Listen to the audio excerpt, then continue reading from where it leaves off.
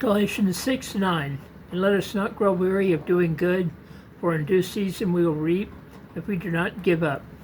I visited my mother and father during the wet summer season of 2019, when many fields of the northern Missouri were flooded and overtaken by the mighty Missouri River.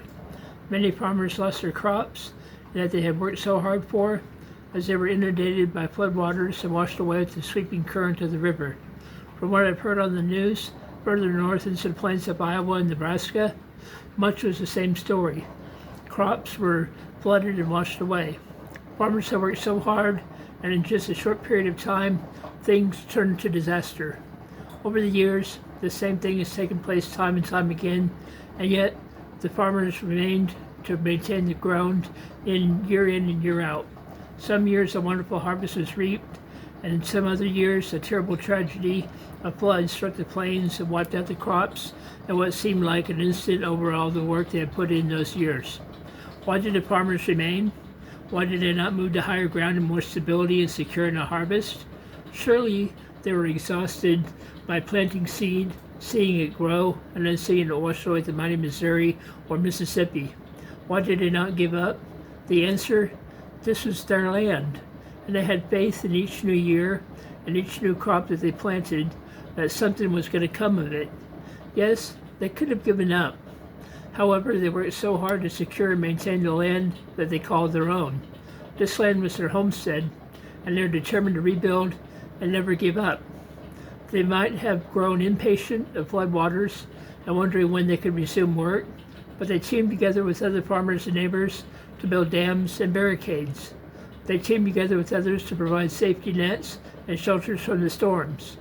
They teamed together with others to help in rebuilding process after waters have gone down. They didn't give up. They may have grown physically weary, but internally they were determined not to let the weather hold them down from living. They banded together. That's one of the things I've often noticed about living on the plains of Oklahoma, is that when disaster strikes, help is always there to bring the community back into breath.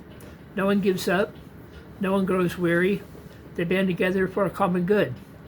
When we need help from our internal disasters such as trauma, depression, or anxiety, it's important to know that we're not alone.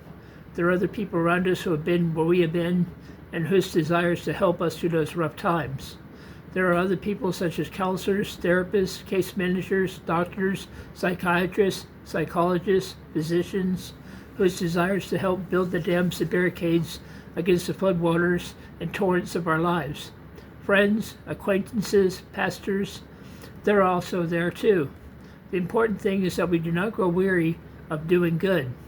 Doing good does not mean being an angel. It means carrying the values of such as forgiveness and compassion in our daily lives when others seek to harm or destroy us. It means to show the spirit of our higher power when faced with circumstances that we don't understand or are out of our grip. It means to show common love to our brothers and sisters of the One Most High, knowing that by doing so in due season, when we maintain this attitude, we will overcome the torrents faced before us if we don't give up.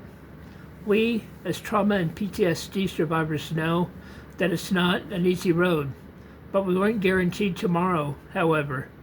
We were only gifted with this day, and if we have to take care of the floods that stand before us, we have to take it day at a time. That begins with the most important thing, ourselves. So seek out those agencies or other survivors who yearn to help you through the tough waters. Seek out self-care such as eating and sleeping well in whatever form that may be. If it means going to others. Once again, there are others who may have been where we have been. Jesus fought our battles so that we may be free, so that we may not grow weary, for in due season we will overcome if we do not give up. Remember, as a PTSD or trauma survivor, you're not alone. Amen.